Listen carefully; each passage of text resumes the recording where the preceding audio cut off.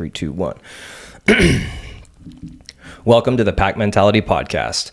I'm Matt Banwart. My wife, Caitlin, and I own Red Wolf CrossFit in Huntington Beach, California. And I've been coaching for 16 years, and Caitlin has been coaching for 6 years. We started this podcast with one goal in mind, and that was to make fitness education accessible, engaging, and effective for everyone. Today, Caitlin and I are going to be chatting about 18 ways to stay unfit and unhealthy. And I think this is going to be very interesting because I love the power of inverted thinking. And, you know, in the past, people have told me, they're like, Matt, you know, be more positive or stop focusing so much on the bad. And that person is sitting across from me, which is funny. But I think a lot of us fall into some sort of negative mentality.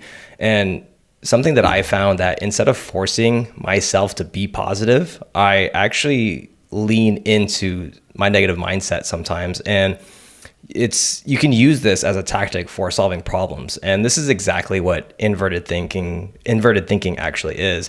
And what it is it's flipping a problem on its head to find solutions. So instead of asking how to achieve a goal, ask yourself, what can I do to make sure I don't reach this goal? And what this does is this approach has helped me identify obstacles and plan around them, because it's just, for some reason, they just come to the surface easier. And this has helped me in fitness, business, and personal growth. And what it does is it encourages you to be proactive in problem solving and strategic planning. And for all you negative Nancys out there, this one is for you. So let's get right into it. 18 ways to stay unfit and unhealthy. Number 1, surround yourself with others that are unhealthy and unfit. Caitlin, what are your thoughts on this?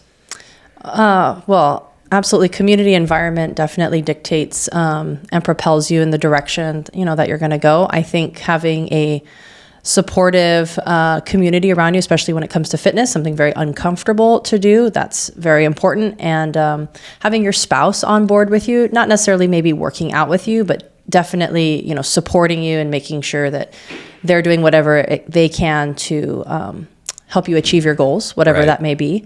And yeah, I mean, family is super important. I know how much family dictates influence on, culturally on what we eat, what we do, family events. So being very vocal, I guess, about your goals and priorities, and then, again, surrounding yourself with people with like-minded mindset or something that you'd like to achieve. I think surrounding yourself with people who are, above you in a certain way, like someone you want to be like, is helpful, right? Surround yourself with more people that are, like smarter or healthier, and you're more likely to become like them. Yeah, no, I love what you said. And I can think of a specific example of when I was in high school and I was playing baseball, and the environment in like the Seattle, Tacoma area when I was growing up playing was much different than that of Southern California. And I even talked to one of my clients about this because his sons play baseball, and he talked about how competitive like the Huntington Beach, just SoCal in general, is with sports in general. And I told him, yeah, because I remember coming down and playing baseball specifically in Huntington Beach when I was in high school, playing other players. And I was like, man, why is everyone so much better? Yeah. Like everyone is like on a whole nother level. I mean, part of the reason is the weather, because, they get to, train train more, but also, I mean, the coaching is better and the environment is better because, when I did finally come down to play college ball, the environment was completely different. The coaching style was different. Even the guys who I played with had a completely different, harder working mindset. They weren't nearly as pessimistic or negative. So that helped me instantly become a much better ball player. And without that, I don't think I would have taken that same mindset into CrossFit when I found it. Yeah. I mean, we apply this to, again, sports, to work, always trying to strive for more, strive for better. So why can't that apply to fitness and health as well? Oh, exactly. All right. Number 2, this is one of my favorites that I hear all the time. Start tomorrow. Yeah. Or start Monday. Yeah. Start, not right now, or just pretty much nowhere in the near future. Starting tomorrow. Yeah. That's probably a great way to stay unfit and unhealthy.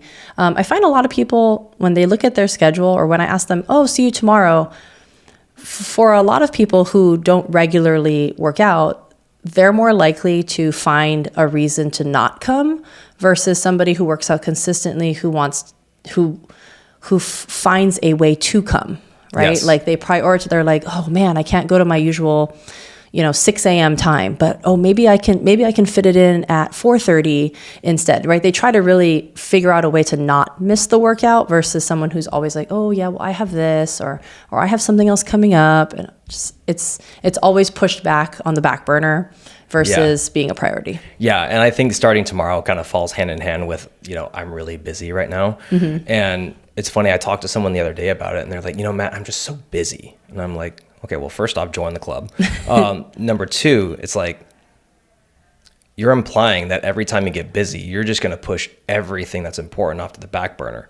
So take this to your advantage, lean into it, and do it while you're busy, because when you're not busy, it's going to be even 10 times easier, and imagine the progress you'll make. Yeah. And so I told them that, and they were like, you know what, you're right. Yeah, I mean, there's always going to be a birthday, a family event, a trip, a vacation. Oh, I got sick. Like, there's always going to be things coming up. You have to figure out a way to make it fit into your daily lifestyle, which includes all those events. Yeah, putting it off it's not worth it. Yeah. It's just not. All right. Let's move on to number 3. We have number 3 is research your options and do nothing.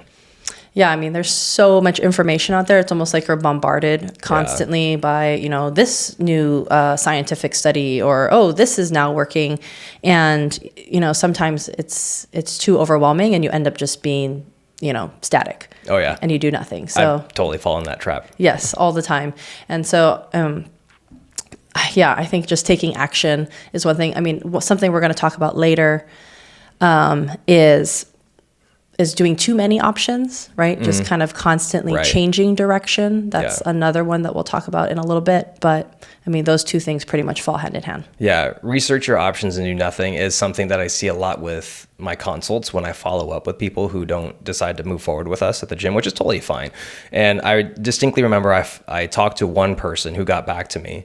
It was about a year later after they did a consult with me. And I just asked them, I was like, hey, just an update, like, where are you at? Have you made any kind of progress in the last year? And they said, no, I'm still kind of deciding on what to do. And I'm like, okay, well, how's your health and your fitness? Maybe I can just send you over some free stuff. Maybe it'll be helpful. And they were like, I've actually gained 20 pounds in the last year.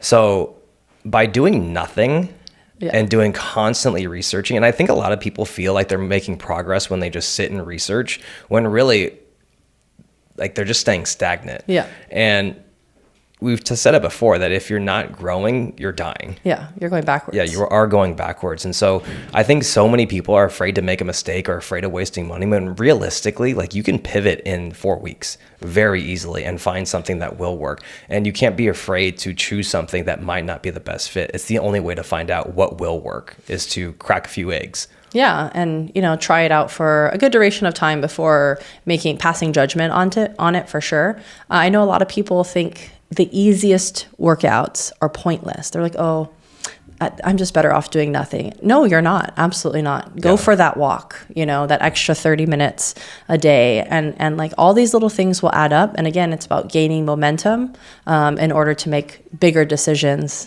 bigger leaps and conquer bigger obstacles. Exactly. Like, that compounding interest is something that people don't see when it comes to fitness. And it's really easy to kind of push it off to the side. Yeah. Like, for that person, what if they had just signed up for once a week? They could be so much further than 100%. They would have been a year ago. Well, I can even go beyond that and be like, let's say they didn't sign up and they found something else. Or they just started walking. Yeah, they just did something. And that's what I told them. I'm like, hey, please just do something. Start with a 10-minute walk a day. That's exactly what I said. Yeah. And then just start with that. And then, if you want to talk again, we can. Or I'd be more than happy to help you find a gym that might be more entry level for you if that's what you're looking for. And then they never got back to me. So, all right, number 4, this one's easy. Smoke.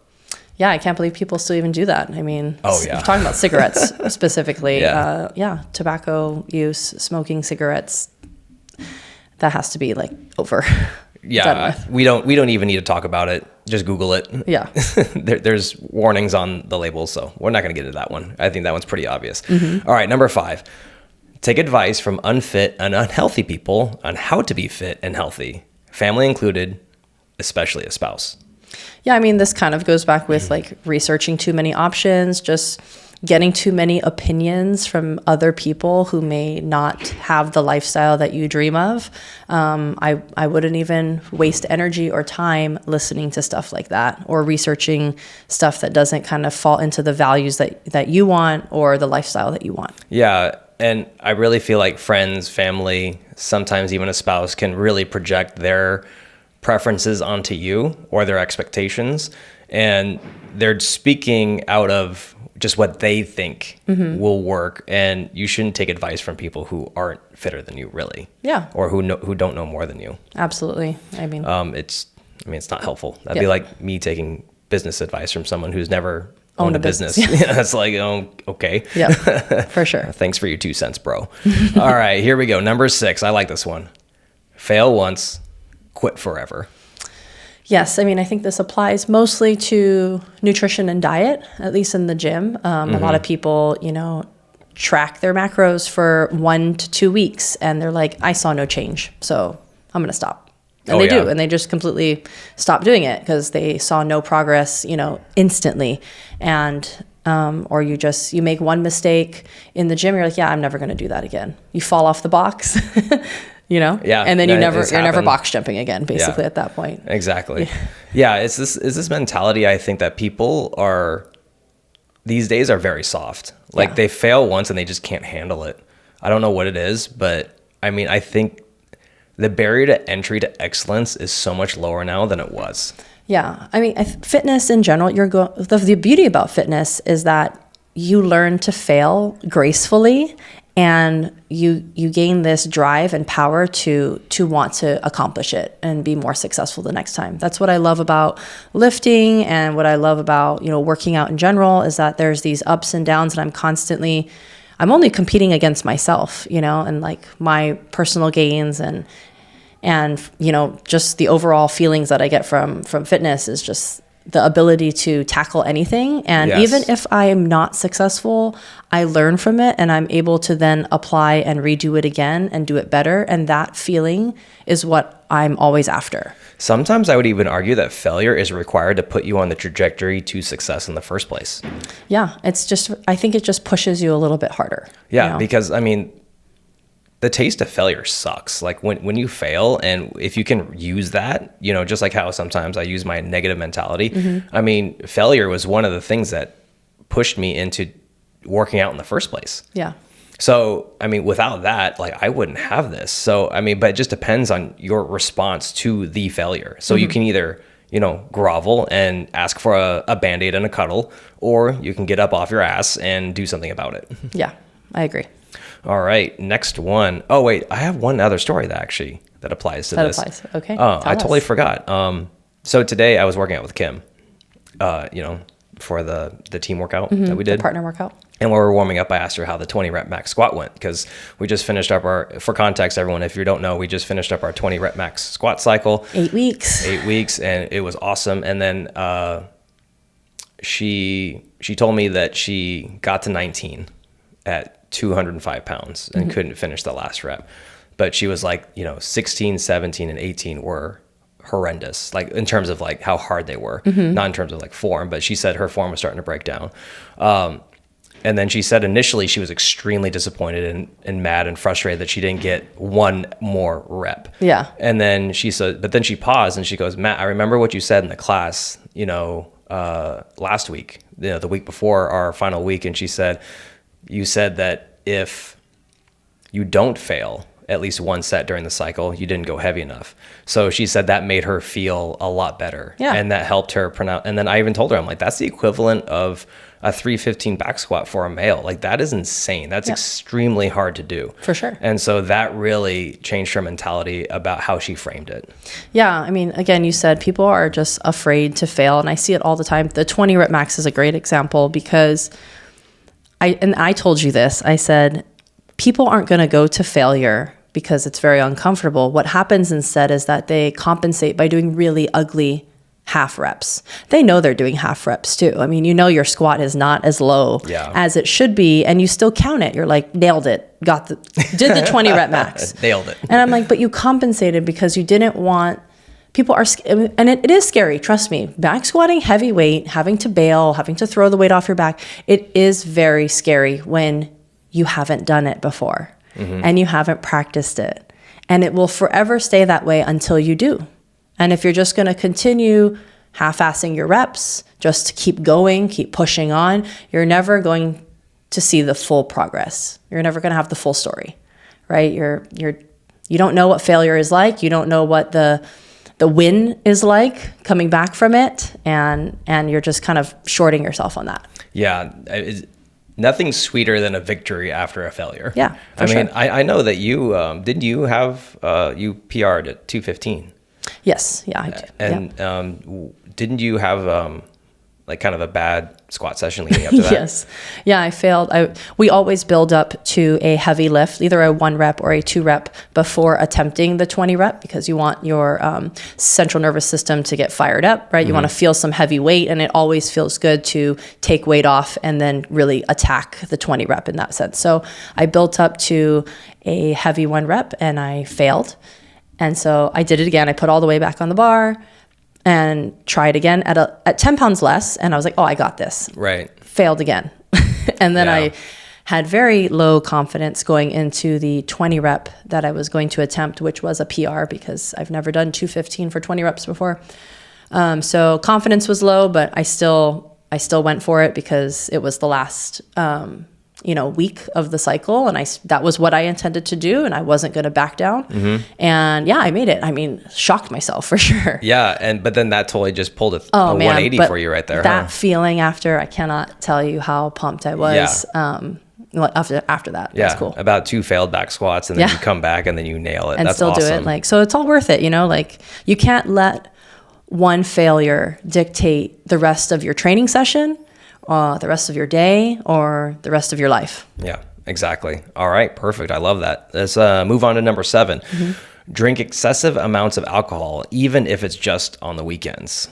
Yeah, I've been seeing so much more. I mean, I don't know if it's the algorithm on Instagram or whatnot, but I have been seeing so many more research studies on just how bad alcohol is for you. And so whenever we tell people you shouldn't drink excessively, I mean, basically what I'm trying to say is you should only have 1 drink a week, and that's it. And I'm talking about not 1 day of drinking 1 drink, and that's pretty much it. Cap it right there. If you really are going crazy, I mean, maybe 2. I mean, that's kind of how you and I live our life, and it's definitely dwindled down year after year of how much we've been drinking, and it's to the point now where I see everybody saying you should just not do it at all because of the effects physically, mentally, in our bodies. It's not good, right? So I don't know if that's just a thing happening on my Instagram or if it's it's becoming more talked about maybe. Well, yeah, I mean, when you look at the nutritional value of alcohol, it does really nothing for you. I mean, if any, I mean, it only has negative effects. Exactly. It's ethanol is ethanol essentially.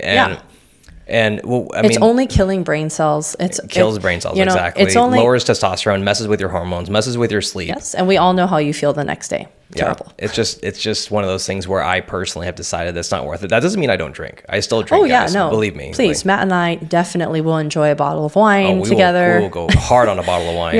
I used to bartend for many, many years. I love a really good cocktail, and I will treat myself to those things.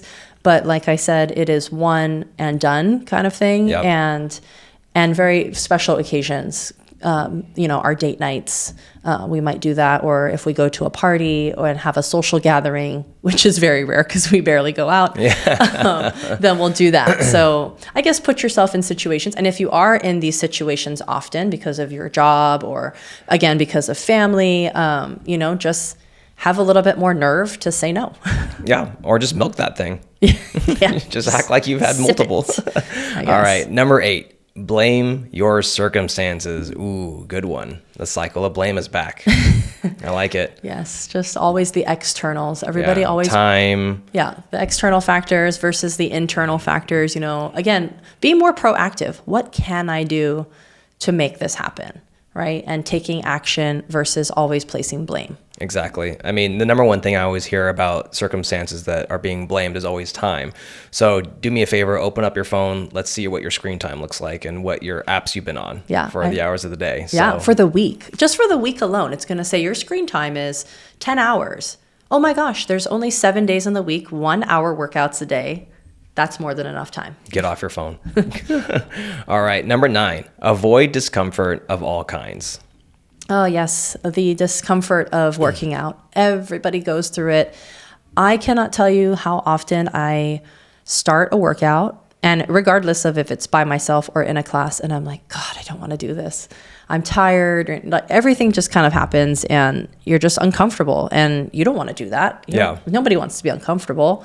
But that's where the fitness is happening. So if you're not uncomfortable, are you really working out? Yeah, I think discomfort kind of covers a very broad range, because sometimes people are also feel discomfort when they are around their friends and their friends aren't making good choices. And so they feel obligated to make those poor choices along with them. Yeah. Or, it's discomfort when, it comes time to go to the grocery store and you know exactly what you shouldn't buy and you end up buying it. Yeah. So, I mean, there's discomfort all the way around, kind of comes full circle. Mm-hmm. Yeah, you just have to make those hard choices. We all have hard choices to make every single day, and you just got to choose your hard. Yeah.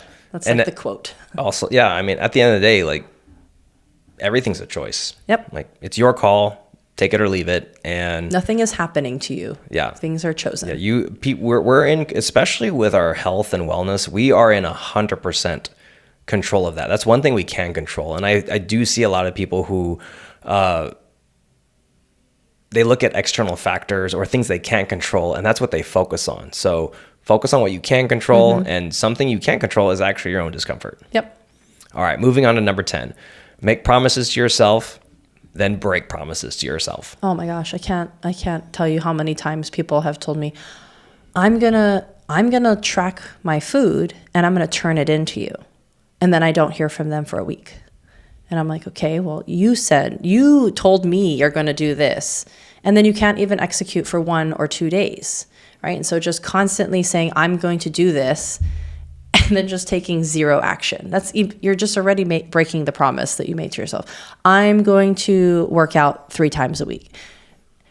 And the problem, I think, is that people don't have consequences for when you break your promise. Exactly. What is the consequence is that you are unhealthy and you will have problems later on in life. But you don't see those consequences immediately. Exactly. There's no immediate consequence. So as an adult, you need to then give yourself a consequence when these things don't happen, right?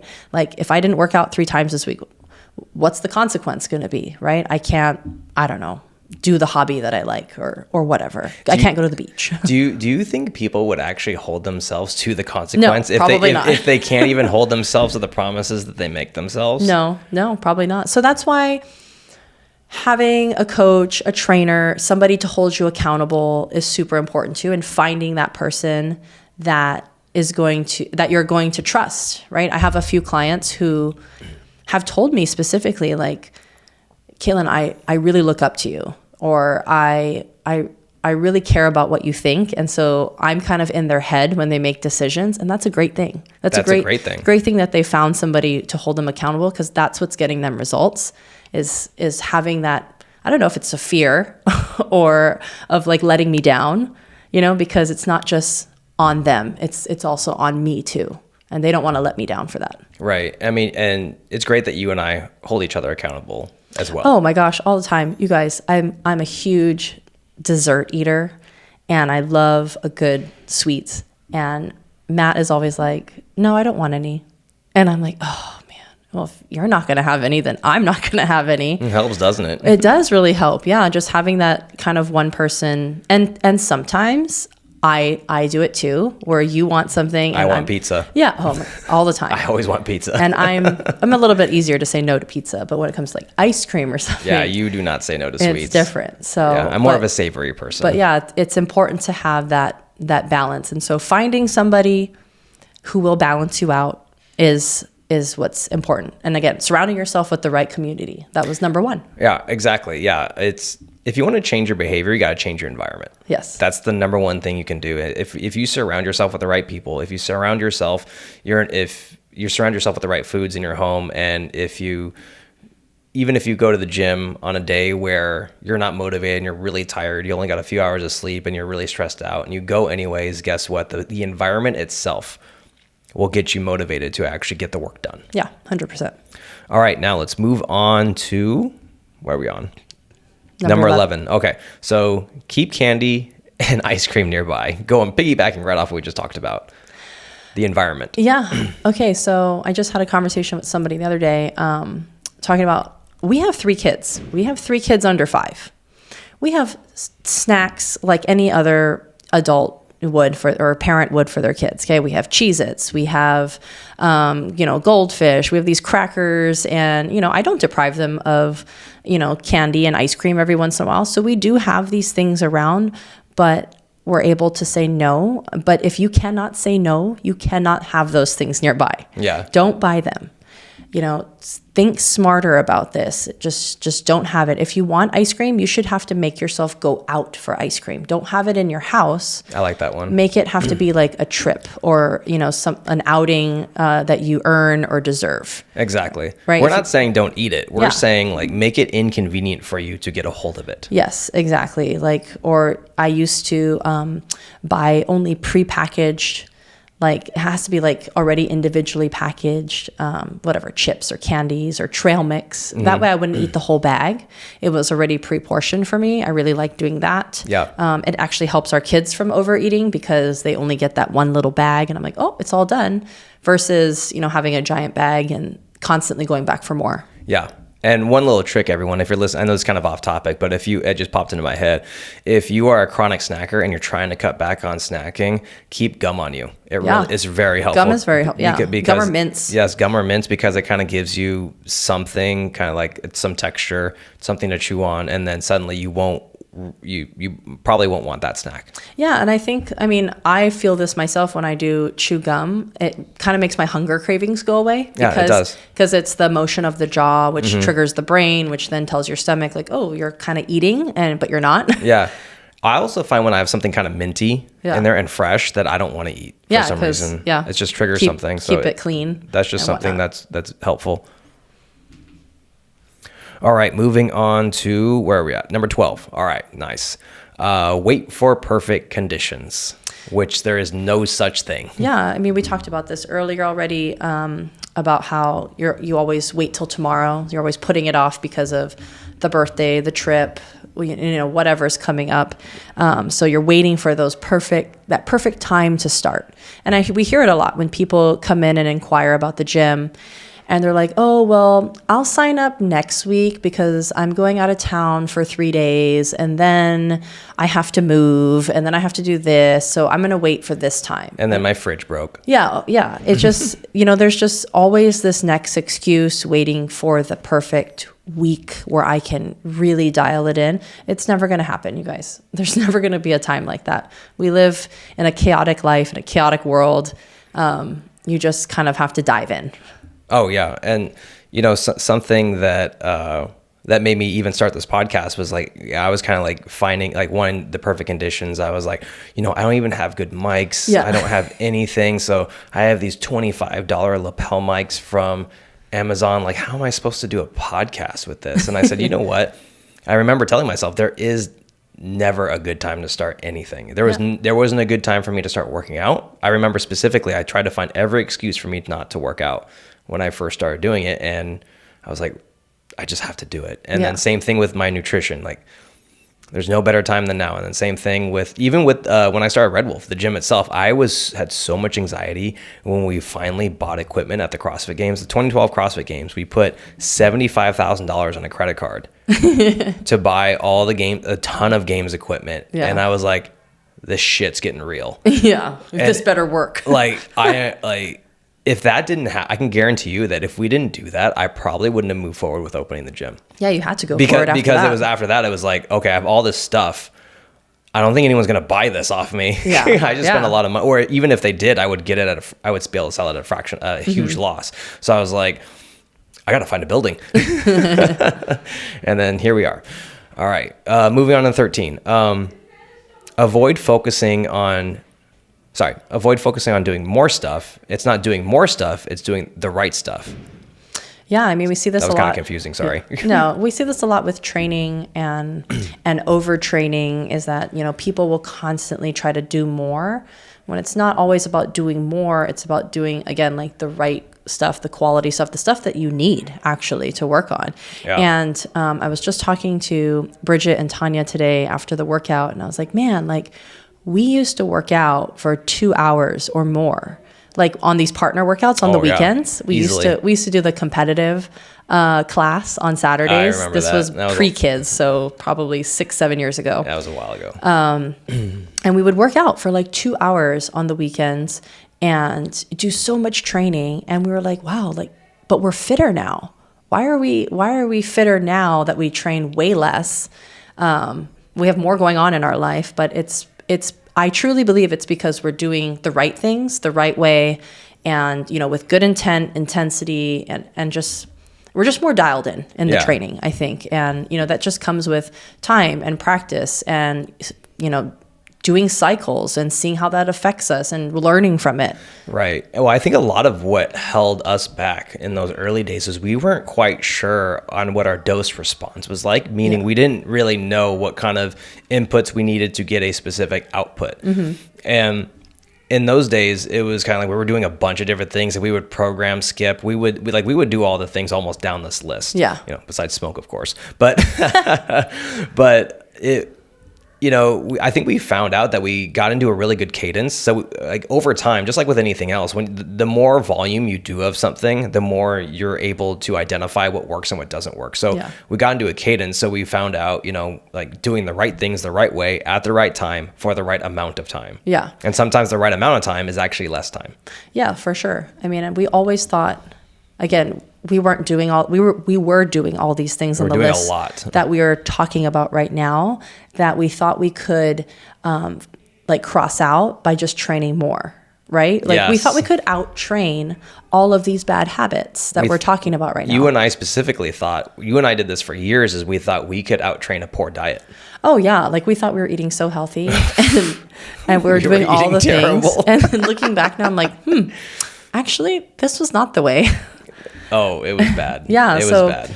Again, we learn from example, you guys, and that's, I think, why people need to find specialists in areas. You find specialists, you find a specialist doctor, you find a specialist with fitness because they've tried everything before, and they've been through it, and they've tried it, and they know what works and what doesn't work and what's best, and that's why. Oh yeah, that's why you listen to them, right? Yes, exactly. And I can't tell you how many times I've had goal reviews or consults with people, and then they tell me exactly what they think they need to do, and I'm like, I've been down that road. Yeah, I've already done that. I can tell you it's not going to work. It's not going to work. And they're like, really? And I'm like, yes, I did that for years. But they continue. Usually 99% of the time they will. Yes, they will do what they want. Oh, they listen? They think they listen to me. Oh, I don't think so. I think most of the time people do what they want for a very long time. And then they come back. And then something traumatic has to happen for them to be like, oh man, they were right. Oh yeah. Whoever that totally. They is. And I've been on that end of it as well, of where I was like, I don't need to listen to you. And then, are you talking about me? How I told you about your knee? And yes. Yes. Let's not get into that. Yes. Well, yeah, it all comes down to do great things, we must do fewer things. Yes. So it's not about doing more stuff. It's about doing the right stuff the right way at the right time for the right amount of time, and stick with that. And believe me, you will see progress. Yeah. All right. Moving on to number 14. Do what everybody else is doing. Yeah. I mean, you have to do what's best for you, and you need to figure out what that is. It's not a guessing game. You need to spend some time, figuring out what it is that you want, how you're going to get there, work backwards from the problem, and just set goals for yourself. And you should always be striving for more. I mean, I think complacency is the biggest thing I see with people as they're getting older. I just want to stay healthy. That's what's not getting you results, because you don't have any direction, right? You have no goals, and you're just kind of following along with the crowd. You're just showing up to class and you're doing what everybody else is doing around you, which is also great because sometimes it pushes people to progress because the group is progressing. Yeah. So that's good. But at the same time, you can't just always do what everyone else is doing. You have to do your plan. You have to, do your priorities. Everybody has different things they need to work on. Right. And you have to figure out what that is. Well, and a lot of it has to come down to also is that this is what makes having a coach so important, because a lot of times people don't even know what they want. Yeah. I mean, I can't tell you how many times I've talked to people and they say something very broad. Yeah.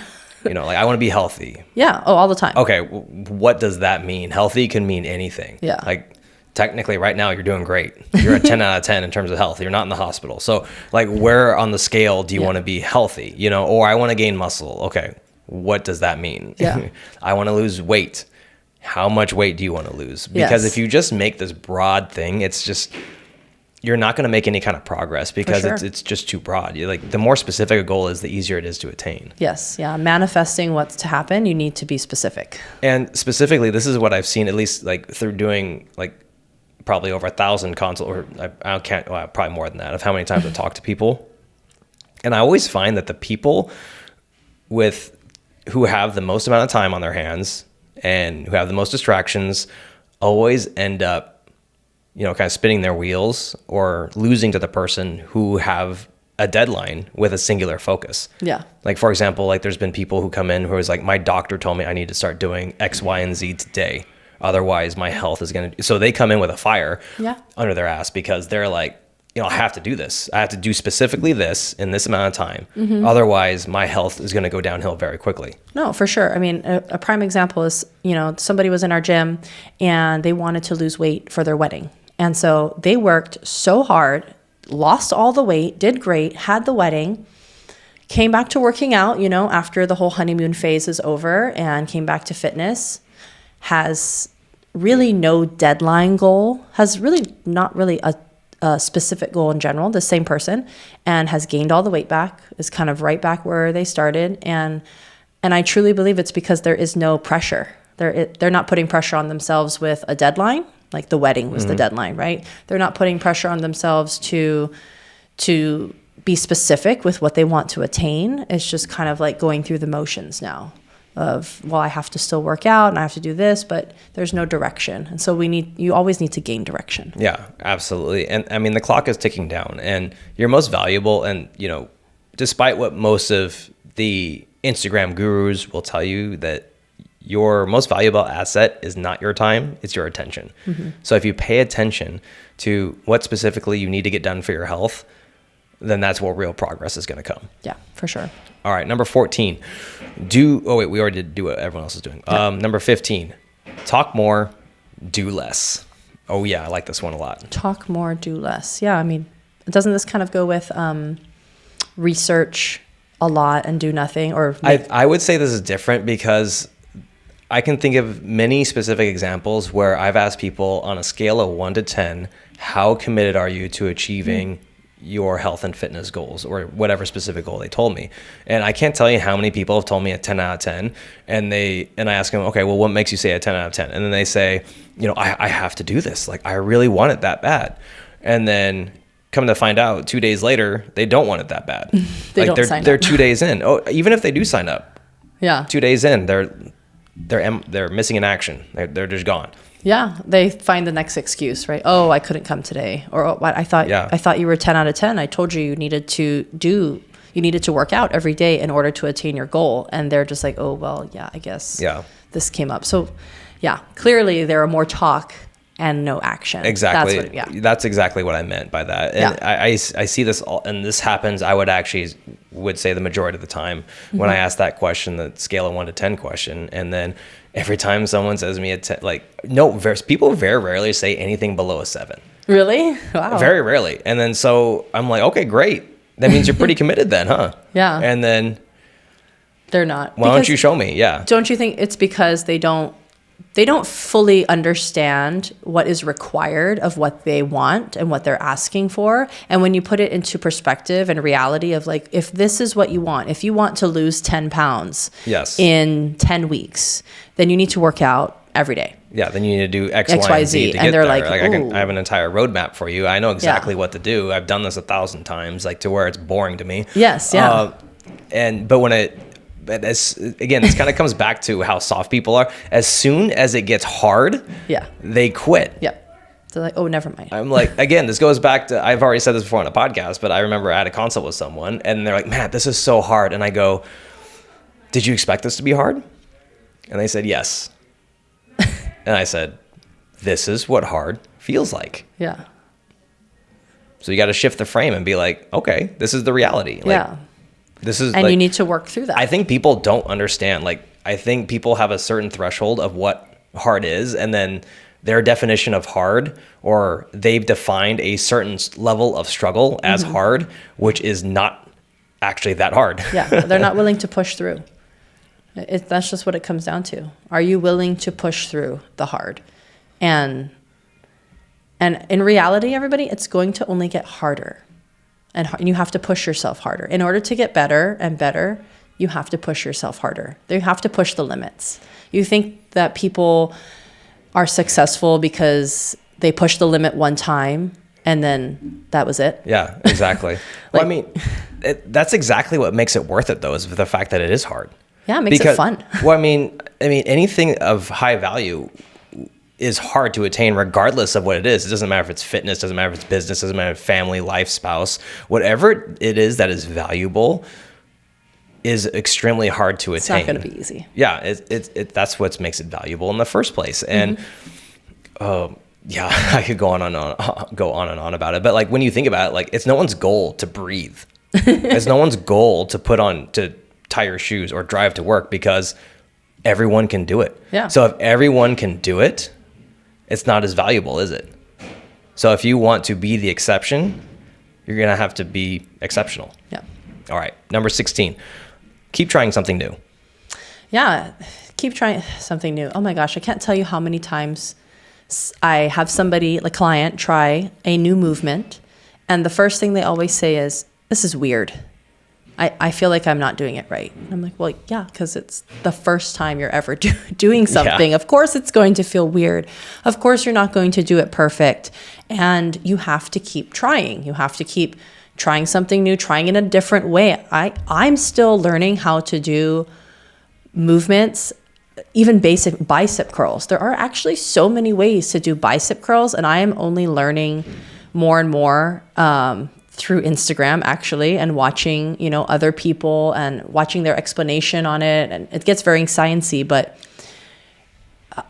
you can always change something, and it could affect your fitness or your nutrition in a whole new way. So being very open-minded, I think, is important when it comes to health and wellness. Yeah. And I think for me, it comes down to program skipping. So people who keep trying something new, and then this was my biggest thing, was that I remember I started, what did I start with? I started with CrossFit.com. And then after that, I went over to OPT. And then after that, I went over to CompTrain, and then Invictus, and then back to OPEX, and then back to CompTrain. I didn't really stick with anything that long. And I think that's what really held me back in my early days, is I kept program skipping with all the new programs out there. Oh, I see. Keep trying something new Remember, it's 18 ways to stay unfit and unhealthy. Yes. I get it now. Okay, so don't keep trying something new is what you actually have to stick with something over time. Yes. I get where you're coming from. I was saying something different. Yes. You were addressing it actually how it was. Yes, I forgot. It's okay. But yes, I agree with you as well that, program skipping, doing something for 4 weeks only, you're not going to see results. You're not going to see the whole benefit. You have to do, what do you think is the minimum? 3 months? 6 months? 90 days minimum. I would say 90 days is the minimum. 3 months for anything. 3 months of a program or of implementing a new movement before you see if it has benefited you in the way you wanted or if it didn't. Yeah. And then what to do from there. But you can't make decisions on things after trying it for 1 week, 1 to 10 weeks. Oh yeah, exactly. It's like that's not enough time. Imagine if you only worked out once and you looked in the mirror and be like, I don't see any results. So I'm going to try something different.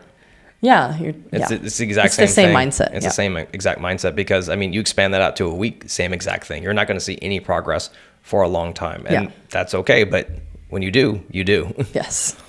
All right. Number 17, keep making the same mistakes.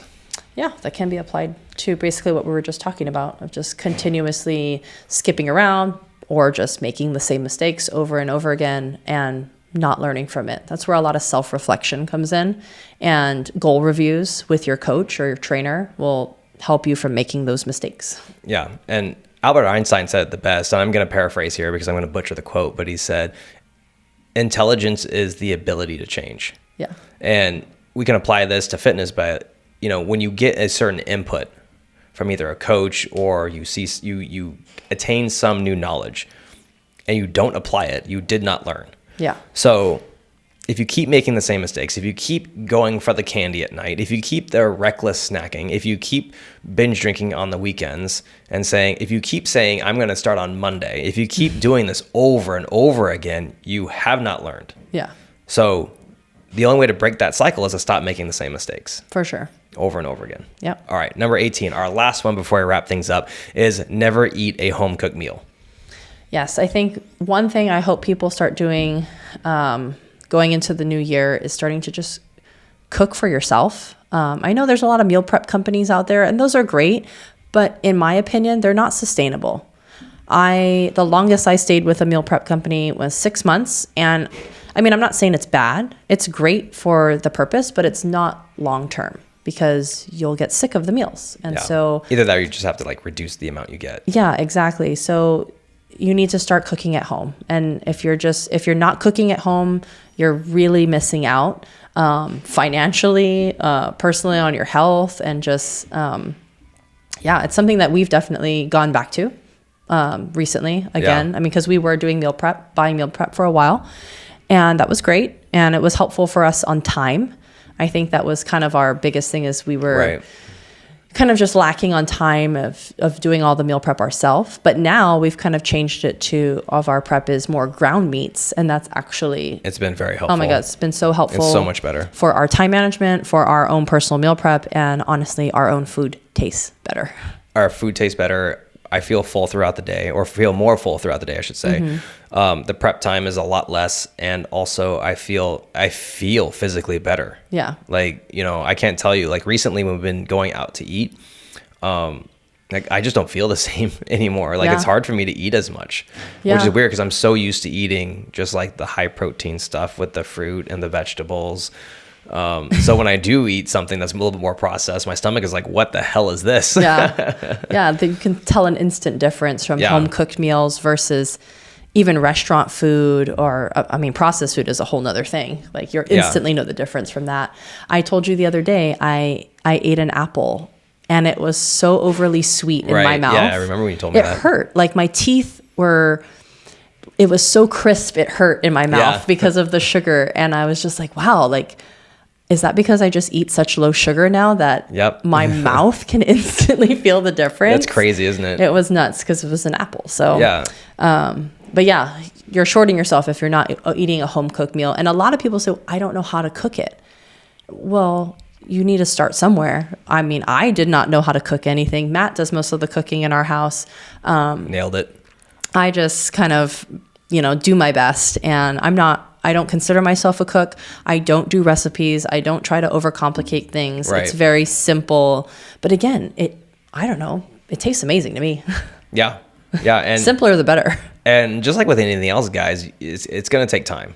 Yeah. And you have to be okay practice with making mistakes. Yes. There's so many times where I messed up the temperature of the food, or, it's okay. And we have to push through and eat it, and it's okay, but I learn from it and I try to make it better. And that's all you can really do. Yeah. Because we have members at the gym who refuse to learn how to cook because they say that I just don't want to mess it up. Yeah. But it's okay if you mess it up. Yeah. You'll get better the next time. Exactly. That's all part of how we learn. Yes. Nothing bad is really going to happen from messing up. Yeah. If anything, you're going to get better, which is, I think, something that you should want as well. Yeah. 100%. Alrighty, everybody. Is everyone ready? I'm going to list off all 18 ways to stay unfit and unhealthy. And guess what? Your job is to do the exact opposite. So full recap right here. Are you guys ready? I'm going to go through this as fast as I can. Number 1, surround yourself with others who are unhealthy and unfit. Number 2, start tomorrow. Number 3, research your options and do nothing. Number 4, smoke. That one's pretty obvious. Number 5, take advice from unfit and unhealthy people on how to be fit and healthy. Number 6, fail once, quit forever. Number 7, drink excessive amounts of alcohol, even if it's just on the weekends. Number 8, blame your circumstances. Number 9, avoid discomfort of all kinds. Number 10, make promises to yourself, break promises to yourself. Number 11, keep candy and ice cream nearby. Number 12, wait for perfect conditions. Number 13, avoid focusing on doing more stuff. It's not doing more stuff, it's doing the right stuff. Number 14, do what everyone else is doing. Number 15, talk more, do less. Number 16, keep trying something new. Number 17, keep making the same mistakes. And finally, number 18, never eat a home-cooked meal. Now again, take that list and do the exact opposite. And flip it. And I'm going to end with this one little thing, and this is just an observation, is that just from what I've seen, and success in health and fitness boils down to really just these top 3 things. Is number 1 is changing the beliefs you have. And that starts with this list. And number 2 is increasing the skill set you have. If you view as everything, like even things like meal prep or cooking or even fitness itself as a skill, that kind of takes the pressure off, because when you think of it as a skill, it's okay to mess up because it's a skill. And to develop any skill, you're going to mess up. And finally, focusing on the character traits that go along to make sure that those skills are successful. And that's what I will end with. Thank you so much for listening. If this was helpful, please leave us a 5-star review so we know to make more content just like this. Don't forget to follow us on social media at Red Wolf CrossFit and DM your questions or content suggestions there. We would love to hear from you. Until next time, good luck. Have fun. Nailed it.